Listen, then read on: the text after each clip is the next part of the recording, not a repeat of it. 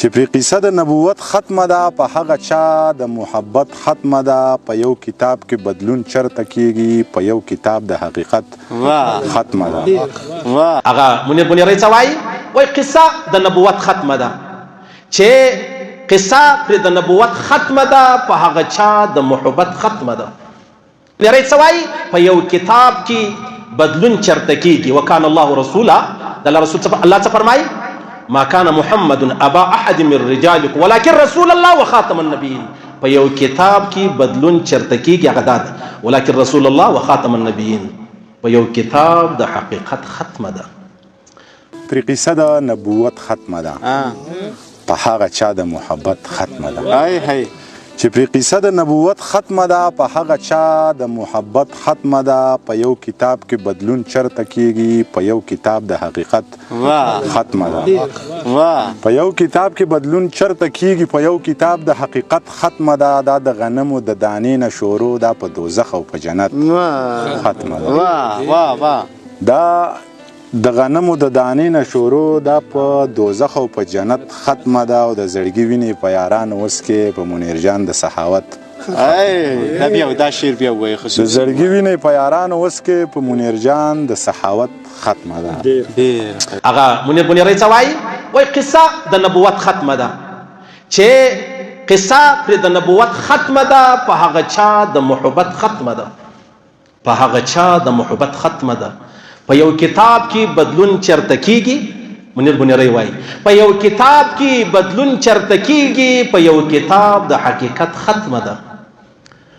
صحیح سلو ګوره الله فرمایي وکانه رسول الله وخاتم النبیین. بنیری څه وایي په یو کتاب کې بدلون چرته کیږي. وکانه الله رسولا د الله رسول الله څه فرمایي ما كان محمد ابا احد من رجالكم ولكن رسول الله وخاتم النبيين. په یو کتاب کې بدلون چرته کیږي هغه ده ولكن رسول الله وخاتم النبيين. په یو کتاب د حقیقت ختمه ده. دا خبره به بخزاده دانش ته وکړو چې د پیغمبر علیه الصلاة والسلام پر ختم نبوت اشعار ووایه دا به ستا د قبر د نجات سبب وګرځي. زیت الرحمن عاجز ته به وایي د محمد رسول الله پر ختم نبوت باندې اشعار ووایا دا به ستا د پیغمبر علیه الصلاة والسلام د سپارښت او شفاعت سبب او ذریعه وګرځي. سلامونه او احترامات مولانا صاحب له خوږو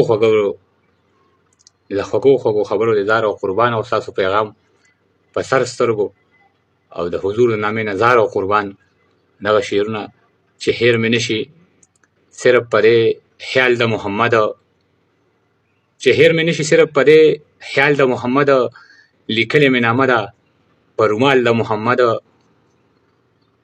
د حسن او اخلاقو یې ثاني نشته دنیا کې د حسن او اخلاقو یې ثاني نشته دنیا کې منلي د هر چا جلال جمال د محمد.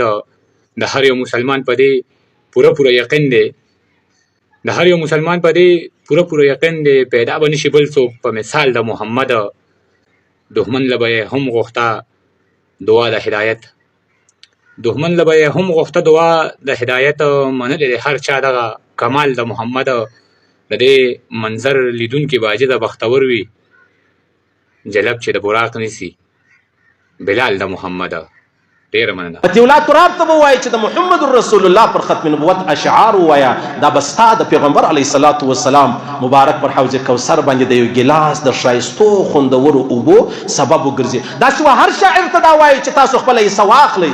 قصه د نبوت ختمه ده چې پرې قصه د نبوت ختمه ده په هغه چا د محبت ختمه ده.